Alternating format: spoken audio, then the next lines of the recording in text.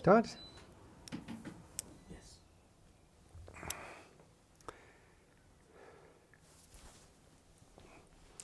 First of all, in speaking again on Bhakta-vatsala, the name in Sri Vishnu Sahasranama, which means that the Supreme Lord is so lovingly kind to his devotees. Again, I must recall the great mercy of His Divine Grace Srila A.C. Bhakti-vedanta Swami Prabhupada, whose mercy is manifesting upon myself inasmuch as this Vishnu Sahasranama has been discussed traditionally by highly exalted Vedic scholars. I come from such a different background. Srila Prabhupada's mercy that persons like myself, coming from not just unqualified, but by background disqualified, are now taking pleasure in discussing the glories of the Supreme Personality of Godhead as revealed by Sri Vaishampayana in Mahabharata, by Bhishma Acharya, and so many great acharyas. This name, Bhakta-vatsala, gives us great hope. To be a bhakta, an actual devotee of Krishna, it's not such an easy thing. We may think, yes, I'm a devotee. Actually, to be a devotee is a very highly exalted position. But even if we take shelter of those who are devotees, they're very kind, the devotees are very kind, if we take shelter of them, then the kindness of the Supreme Personality of Godhead will, by his own nature, he will like to extend his compassion not only to those who are the great pure devotees, but even those of us who are just trying to somehow or other please his devotees. Krishna will help. When we hear the pastimes of the Supreme Lord, we hear again and again and again how he comes personally to help his devotees. He comes to rescue Prahlad, he comes to rescue Gajendra. One of the most harrowing incidents in the Mahabharata, practically it's the fulcrum or the source from which the whole drama of the Mahabharata unfolds, is helpless Draupadi. Not just is she hopeless, but she's helpless. She's helpless. The big, strong Dushashan has taken hold of her. But she's feeling hopeless because her husbands are there who are quite competent to protect her, but being bound by dharma, the very powerful force of dharma. They can only watch her being insulted. This power of dharma that forced Dasharatha to do that which was most distasteful to him, unimaginable to him, to exile his son Ram, being bound by the trickery of Kaikeyi, who said, you have to follow dharma, you have to follow your promise to me, you have to exile Ram. So in the same way, the Pandavas, of course, Bhim, he was ready to crush everyone in the assembly right there on the spot for those who are supporting the disrobing of Draupadi. But he was also bound by dharma, by the words of Yudhishthira, who restrained him. And therefore, Draupadi was helpless and hopeless. It's the darkest moment in history. How a great devotee, a pious queen, a sinless queen, is dragged in public, insulted in such a way. What's the darkest moment in history? Is it Ram being exiled to the forest, or is it Draupadi being insulted in that way? We all face difficult situations in life, and sometimes extremely harrowing. At any time we can be put into a situation which we just couldn't imagine how bad it is. But we should know, as Draupadi showed, Krishna is with us. When no one else can help, Krishna is with us. And if anyone does help in other situations, we should know they're helping, they're agents of the Supreme Lord. Krishna is with us. We should never become so desperate, so despairing of Krishna's mercy. Krishna is with us. Krishna will help us. He's the kind friend of his devotees. Even if someone just says the holy name with some modicum of devotion, or even without, but especially if they do with some modicum of devotion, Krishna is always willing to help us. So we may say, well, Krishna orchestrates everything. How could he let the Pandavas come to such a low point that they sit and watch as their wife is insulted in front of them? But Krishna has demonstrated that however, by this pastime, Krishna demonstrated however difficult a situation is put into, however bad the situation is, ultimately, Jayastu Pandu Putranam Yesham Pakshe Janadana. Krishna will see to the victory of the devotee.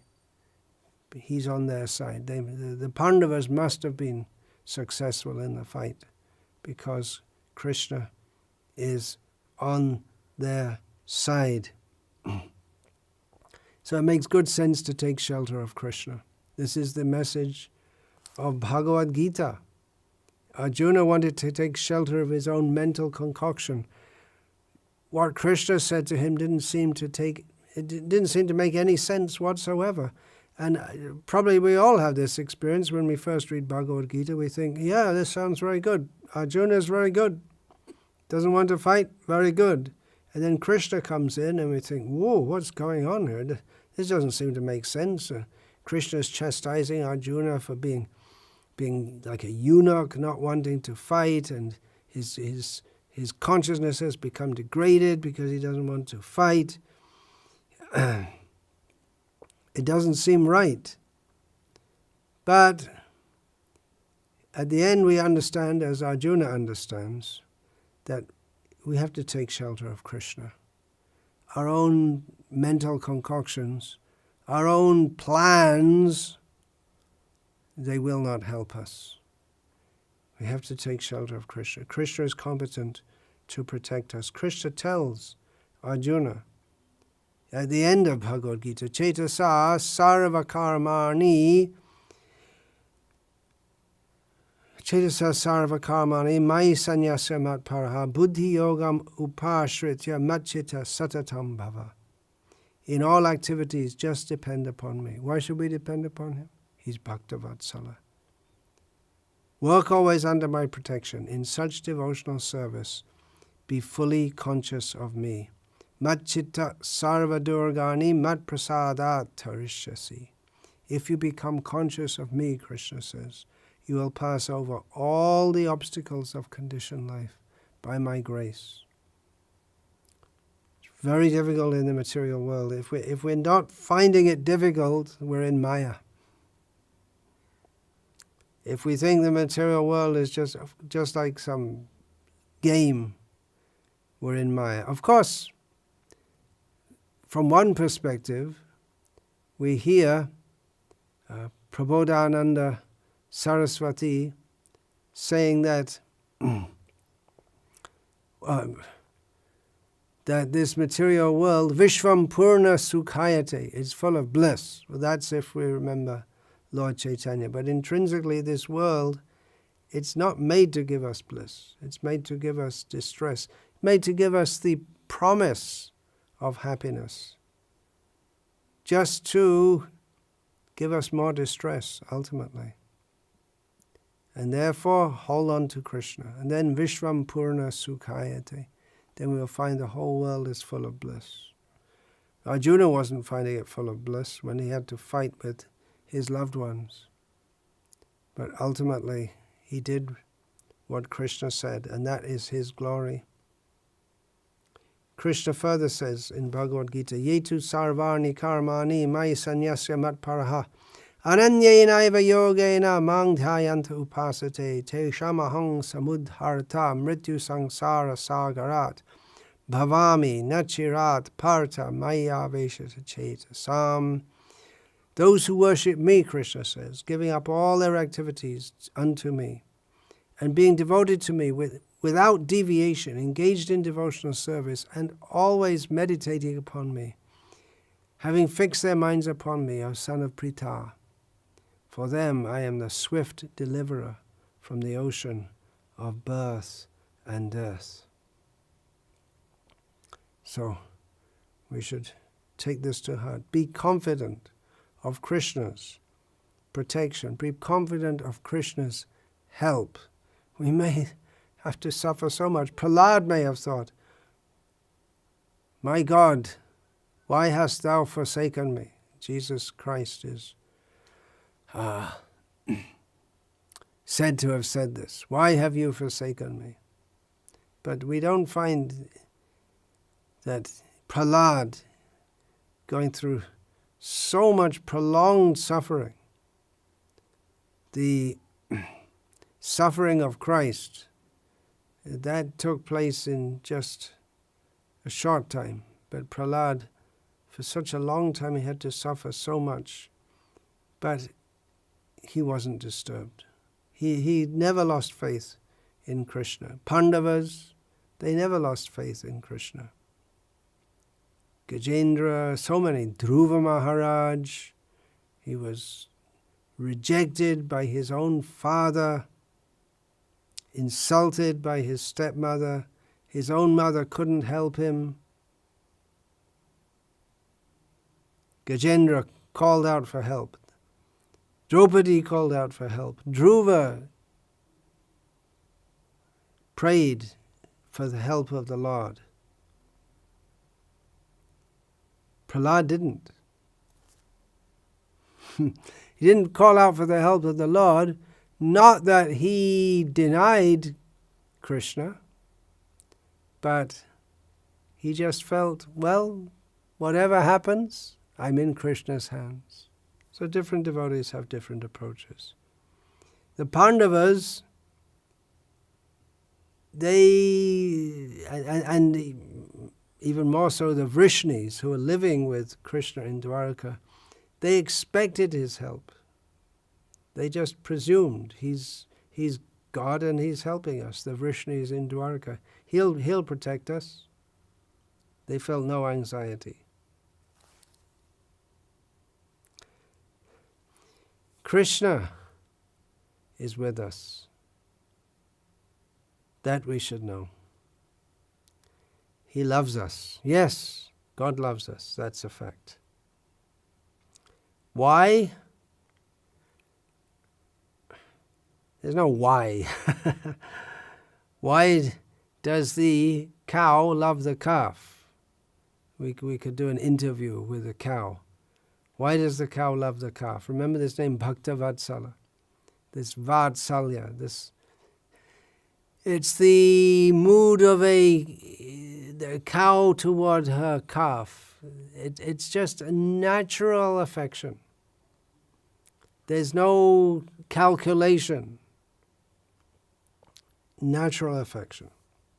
Parashara Bhatta, in commenting on this name, he says that this name, this brings out it expresses the special attitude of Bhagavan toward his devotees. the devotees want to cultivate an attitude toward him of being their master, but not just their master, but being very, very close, just like in a relationship, like a family relationship, very, very close. The Supreme Lord, who is all-powerful, takes great pleasure in attaining his devotees, just like we heard a few talks ago from Brihad Bhagavatamrita, composed by Sanatana Goswami, how the Supreme Lord was so happy when Gopakumar came back to him. Of course, Sanatana Goswami composed his Brihad Bhagavatamrita after the time of Parashara Bhatta, but the principle is eternal, either in the Sri Vaishnava Sampradaya or the Gauriya Vaishnava Sampradaya. It's the same Bhagavan, and he loves his devotees. This Sampradaya, that Sampradaya, he becomes so happy when his devotees come to him that he forgets everything else. He becomes in bliss. That is his bliss.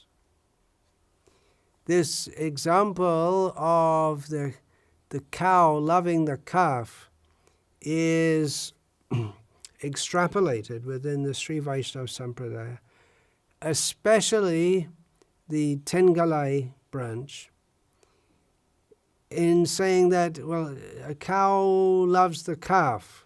Now, if you've ever seen a newborn calf, you see a calf getting born, the calf comes out of the body of the cow, and it'd be the same with human birth or dog birth or whatever. The cow gives birth to the calf, and then there's, along with the calf, there's all kinds of gunk, blood and all kinds of stuff on the body of the calf. It doesn't look so cute the moment the calf comes out of the body, but the cow doesn't think, ugh, that doesn't look nice. The cow is very happy, immediately begins licking and cleaning off all that gunk on the body of the calf. The cow doesn't see the faults. Even the calf, the mother is giving milk, and you can see the calf puts the head up like this, and sort of is quite aggressive sometimes in taking milk from the cow. But the cow, sometimes you see they move their leg, it hurts them, but they don't chastise the calf or stop giving milk. It's the pleasure of the cow to give milk, nourish the calf, overlook what might be considered the misbehavior of the calf, protect the calf. She has her big horns to protect the calf. So the Tengalai, especially of Tengalai among the Sri Vaishnavas, they say that the Supreme Lord not only doesn't see the faults of his devotee, but has such love for him, just like the cow towards the calf doesn't think, oh, this is very dirty, not only doesn't see the faults, but takes pleasure in nourishing the calf despite the faults, as if taking pleasure in the faults.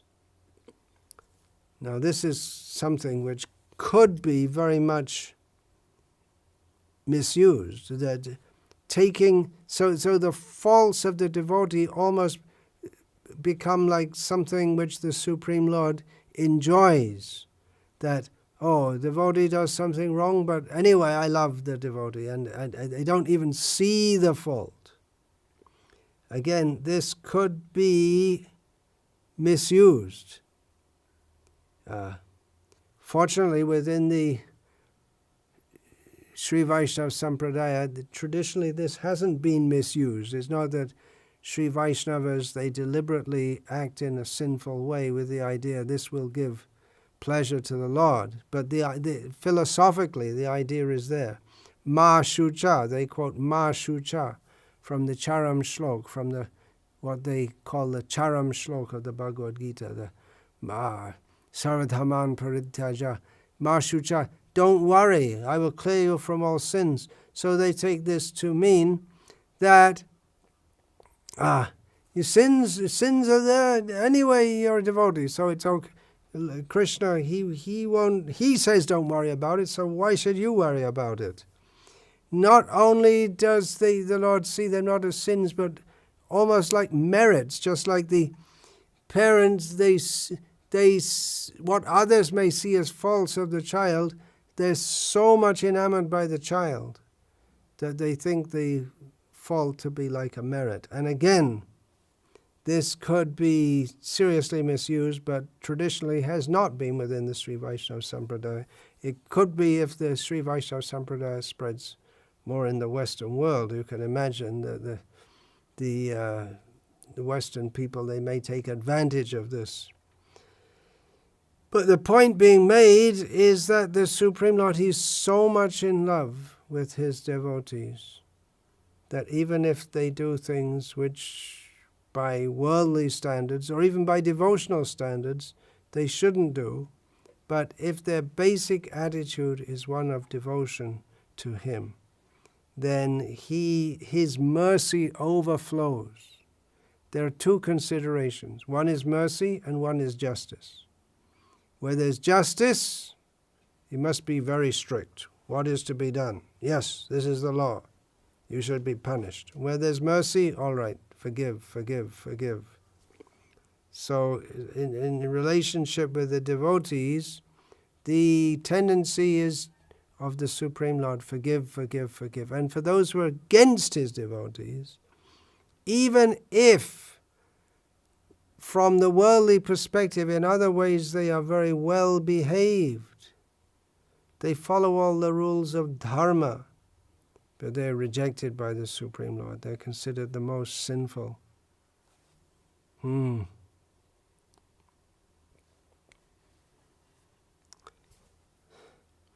Another example is that if someone's too much concerned with this is from the Sri Vaishnava Tengalai especially, that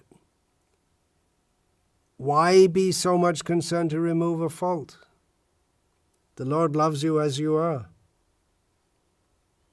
It's just like a lover, there may be some dirt on their body, so you may think, well, I have to clean that off. But the lover loves you. The other party loves you with or without the dirt. An example is given in this regard that when Sita Devi, at last, the battle is over, Ravana is dead, she had to come before Lord Rama. She bathed before she went, but Lord Rama was angry that why did you bathe? I love you as you are. No need to take baths.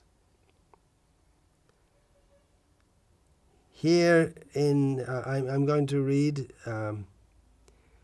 from Ramayana how when Dasarath said to the assembled ministers and highly respectable people in his court that I want to crown Sri Ram as the Prince Regent.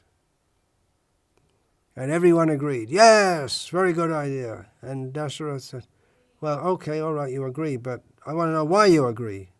Because he wanted to hear the glories of Lord Rama spoken. So, one of the qualities of Lord Ram is being described from that part. I'm giving the Katanchid upakarena kritena ikena tushyati na smaraya pakaranam shatam apyatmavataya, referring to Lord Ram, because of his self-discipline and determination, he was satisfied with even a single act of slight help rendered to him and did not consider even 100 offenses to him. So Krishna is like that. You do a little service, Krishna remembers. And then if you've done a little service, even there are so many wrong things you've done, even offenses to himself, he doesn't remember. But he did this, he did that, he did this, he did... Yeah, but look, he did this, did this bad, he did that bad, so many things. But what about... Yes, Krishna says, he did all those things. But what about this good... He offered me a leaf, a flower, fruit, water, with devotion. Oh, I remember that. That is the Supreme Lord's tendency, to remember the good side. He was, so being described here, he's satisfied with any little act of devotion rendered to him, even if that act was performed in any manner, just giving a leaf, flower, even with some ulterior motive. Now, Bhaktisiddhanta Saraswati Thakur was very much against ulterior motives in devotional service because it kills devotion. But Krishna himself, he may have the tendency to accept that, but the devotees, they don't like that you're trying to cheat Krishna. Or even if unwillingly, if one performs service, one way or the other, if one performs devotional service, Krishna becomes pleased. Here's a quote from Bhagavatam about chanting the holy name. Sanketyam parihasyam va stobam helanam eva va Vaikuntha namagrahanad asheshaga har Vaikuntha namagrahanam asheshaga harang viduhu. One who chants the holy name of the Lord is immediately freed from the reactions of unlimited sins, even if he chants indirectly to indicate something else, jokingly, for musical entertainment, or even neglectfully. This is accepted by all the learned scholars of the scriptures. So, someone chant, somehow or other, Krishna, being pleased with that person, will relieve them from unlimited sins. Now I'm going to read a few quotes from Srila Prabhupada's purports I'll read a couple of them in which he invokes or mentions the term Bhakta-vatsala. The first I'm reading is from Srila Prabhupada's purport to Bhagavatam, Canto 3, Chapter 16, Text 7. Please listen carefully. It's very sweet. As the devotee is always anxious to render service to the Lord, so the Lord is ever anxious to render service to the devotee. The Lord admits herein that although he certainly has the quality that anyone who receives a slight particle of the dust of his lotus feet becomes at once a great personality, this greatness is due to his affection for his devotee. It is because of this affection that the goddess of fortune does not leave him. This is very interesting, isn't it? This is saying that even Lakshmi Devi herself could leave Narayan. She could. She's not bound to stay. In one sense, she's not bound to stay. But she's bound by his affection for her and his affection for his devotee. The goddess of fortune does not leave him, and that not only one, but many thousands of goddesses of fortune engage in his service. In the material world, simply to get a little favor from the goddess of fortune, people observe many rigid regulations of austerity and penance. The Lord cannot tolerate any inconvenience on the part of the devotee. He is therefore famous as Bhakta-vatsala. Then from the same third canto, Chapter 24, Text 29, purport. Devotional service is such a powerful transcendental method that it surpasses all other methods of transcendental realization. The Lord says, therefore, that he lives neither in Vaikuntha nor in the heart of a yogi, but he lives where his pure devotees are always chanting and glorifying Him. The Supreme Personality of Godhead is known as Bhakta-vatsala. He is never described as Jnani-vatsala or Yogi-vatsala. He is always described as Bhakta-vatsala because he is more inclined toward his devotees than toward other transcendentalists. So this name gives the idea that his love for the devotees, there's no boundary to it. There's no end to it. It's not measurable, as the Supreme Lord himself is immeasurable. His love for his devotees is immeasurable. And we could add to that, it's illogical. Why should you love someone so much when they really don't do that much for you? They can't really do anything for you anyway. What can we do for Krishna? We can't do anything to help him at all. It's illogical. It's not based on self-motivation. Illogical in the sense that, why should you have any affection for someone who can't intrinsically do anything for you? But that's just his nature. His nature is he's so grateful, so kind, so loving. He takes such care of us, even though we're so small. He has nothing to gain from us whatsoever. But nevertheless, he's deeply attached to his devotees, ever merciful, ever kind toward his devotees. He loves all the devotees. It's anything, he should love me. There's so many devotees on so many planets, different sampradayas. They all approach Krishna. Krishna loves them.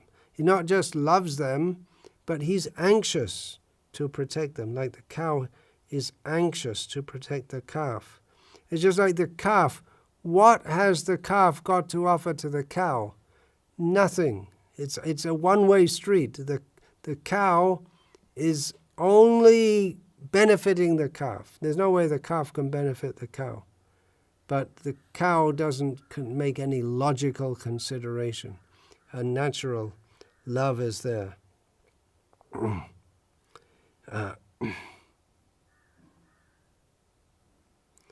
What can we give him? We have nothing to. We can give him a fruit, a flower, leaf, or water. What is that to him? He wants our love. Love is a very, very important thing for the Supreme. It's the thing he's very, very, very concerned about. There's so many different discussions. Theism versus atheism, the power of God, does God exist? No, it's just all chemicals. They're missing the point. Love is the principle by which the Supreme Lord reciprocates with anyone. Here's a very sweet quotation from Srila Prabhupada's purport to Bhagavad Gita, chapter 7, text 23. The Supreme Lord is unlimited. His favor is unlimited. His mercy is unlimited. Therefore, the mercy of the Supreme Lord upon his pure devotees is unlimited. Let's read that again. The Supreme Lord is unlimited, right? Okay, that's one of the core definitions of the Supreme Lord.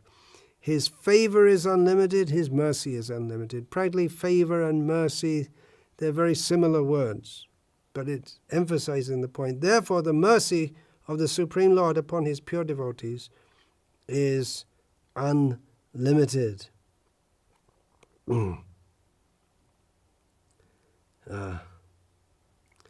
So we can see when we see a cow and a calf, maybe if we live in the big cities, we don't see cows and calves, but it's a very common sight in the rural areas to see a cow with a calf. It's very auspicious to see the cow with the calf, especially if the calf is drinking the milk of the mother.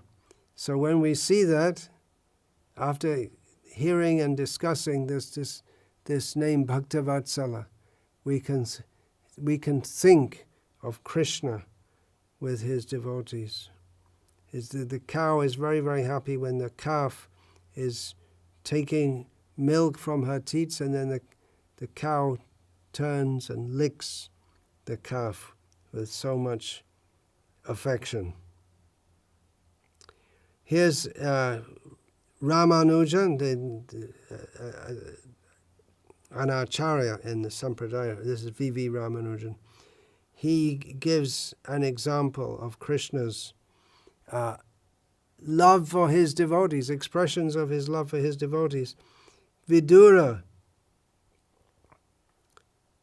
actually Vidura's wife, it's generally said, was offering, he was so much overwhelmed with bliss. Krishna has come. So what did he have to offer? Some bananas to Krishna to eat. So what do? You peel the banana and then you give, right? But out of bliss, being overwhelmed, forgetting himself in bliss, that Krishna has come to my home, feeding the banana skin instead of the banana.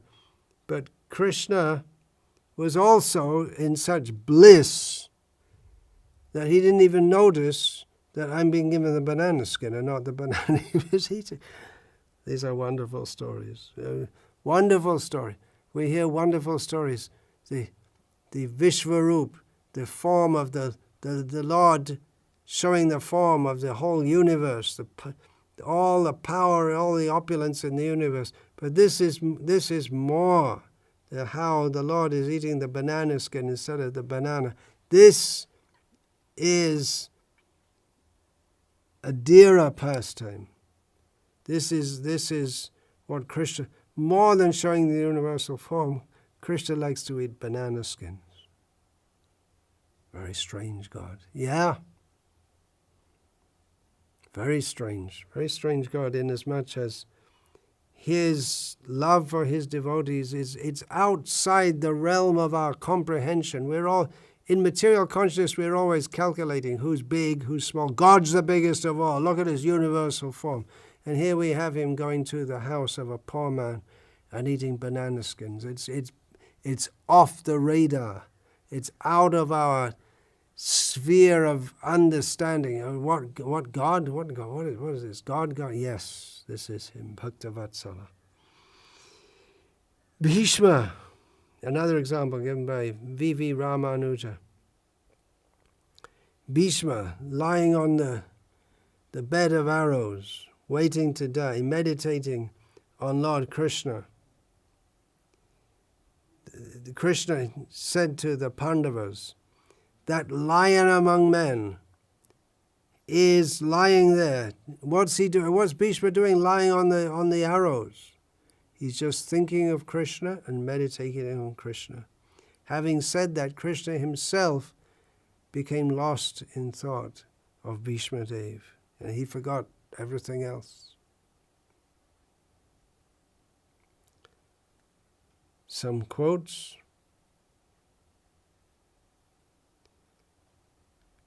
Snehalesha peksha matra Sri Krishna kripara. Oh, wait a minute. Missed one. Ishvara, this is from Chaitanya Bhagavat, must be. Ishvara kripa jati kuladi namane bidure ghare Krishna karela bhajane. The mercy of the Supreme Personality of Godhead is not restricted to the jurisdiction of caste and creed. Vidura was a Shudra, yet Krishna accepted lunch at his home. So there we go. That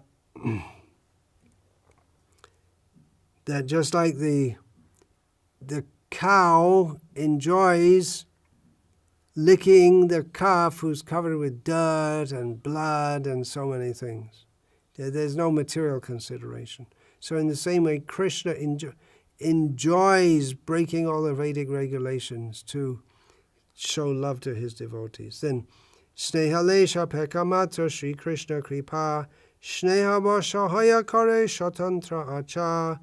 Lord Krishna's mercy is dependent only on affection. Being obliged only by affection, Lord Krishna acts very independently. This is Chaitanya Charitamrita. Then, from the purport to this verse, Lord Sri Krishna, the Supreme Personality of Godhead, is merciful But his mercy does not depend on mundane rules and regulations. He is dependent only on affection and nothing else. Sneha lesha pekra matra. Even a little bit of affection, Krishna becomes dependent on that. Service to Lord Krishna can be rendered in two ways. One can serve the Lord in affection or in veneration. When service is rendered in affection, it is the Lord's special mercy, going beyond veneration. When service is rendered in veneration, it is doubtful whether Krishna's mercy is actually involved. If Krishna's mercy is there, it is not dependent on any prescribed caste or creed. Sri Chaitanya Mahaprabhu wanted to inform Sarvabhauma Bhattacharya, very, very high-class Brahmana family, Sarvabhauma, that Lord Krishna is the spiritual master of everyone and does not care for mundane caste or creed. Therefore, Sri Chaitanya Mahaprabhu cited the example of Lord Krishna's accepting food at the house of Vidura, who was a Shudra by birth. By the same token, Ishvara Puri, an empowered spiritual master, could show mercy to anyone. As such, he, Ishvara Puri, accepted Govinda, although the boy was born in a Shudra family. When Govinda was initiated, he became a Brahmana and was accepted as Ishvara Puri's personal servant. In the Hari Bhakti Vilas, Sri Sanatana Goswami states that one who is initiated by a bona fide spiritual master immediately becomes a Brahmana. A pseudo-spiritual master cannot transform a person into a Brahmana, but an authorized spiritual master can do so.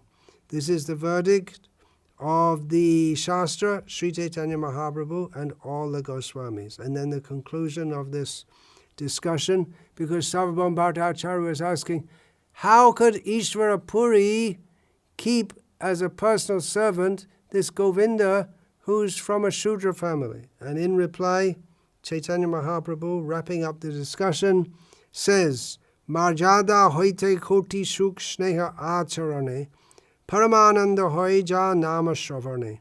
In conclusion, dealings in affection with the Supreme Personality of Godhead bring happiness many millions of times greater than dealings with him in awe and veneration. Simply by hearing the holy name of the Lord, the devotee is merged in transcendental bliss. So we can see that in the Sri Vaishnava Sampradaya, basically they're worshipping in a mood of veneration. But then they say they get so excited by the name Bhakta-vatsala. So it's just coming to the point that, yes, he is supreme, we're worshipping him, he's so great, he's protecting us as Bhakta-vatsala. But just coming to the point where love reigns supreme, which is the point which is so much emphasized in the Gauriya Vaishnava Sampradaya. Love is supreme.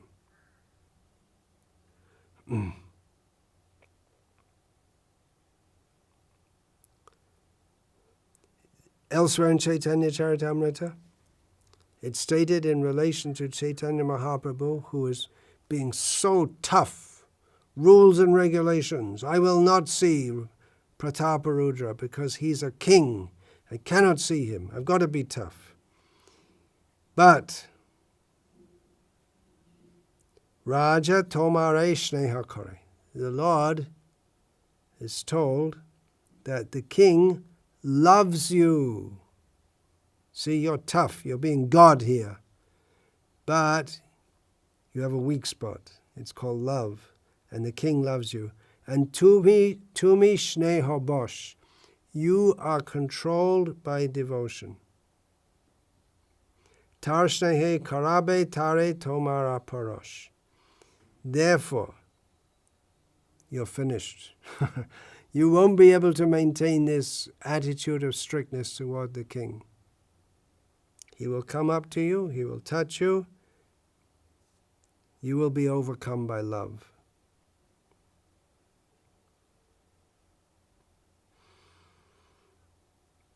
Now, here's more purport. Generally, we call that person poor or unfortunate who is deprived of wealth, possessions, and a home, right? Someone's poor, no wealth, no possessions, no home. One who has these things is called rich or fortunate. People try to accumulate wealth in order to find happiness, and not the opposite. Happiness is the real wealth, not external possessions. So what's happiness? Krishna himself is the personification of happiness. So what is the difference between wealth and poverty? One who has love for Krishna is rich. One who doesn't have love for Krishna, however rich they may be, they are very poor. Vidura was seemed to be a poor man, but he was very rich.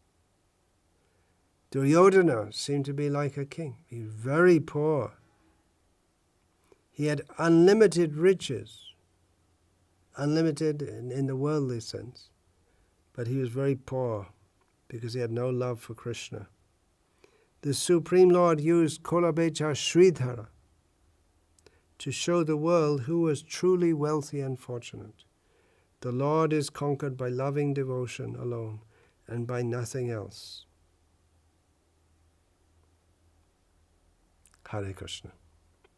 The Lord is conquered by loving devotion alone and by nothing else. Having said that, I'll finish this session. Thank you so much to all the devotees who are kindly encouraging me in this glorification of the Supreme Lord, helping to remember He, by remembrance of whom we all become, He says it, I'm not saying it, we become dear to Him, we become close to Him, we want to be sheltered by that Bhakta-vatsala. Vancha kalpatarubhyascha kripa sindhubhya vacha patitanam pavanebhyo vaishnavebhyo namo namaha.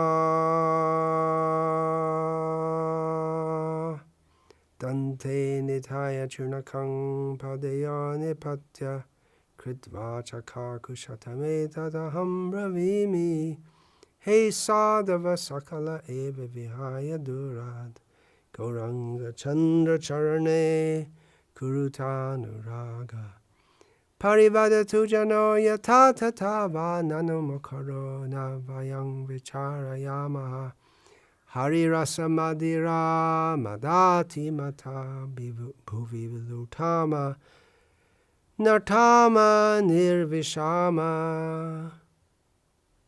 Hare Krishna, Krishna Krishna, Hare Hare, Hare Rama, Rama Rama.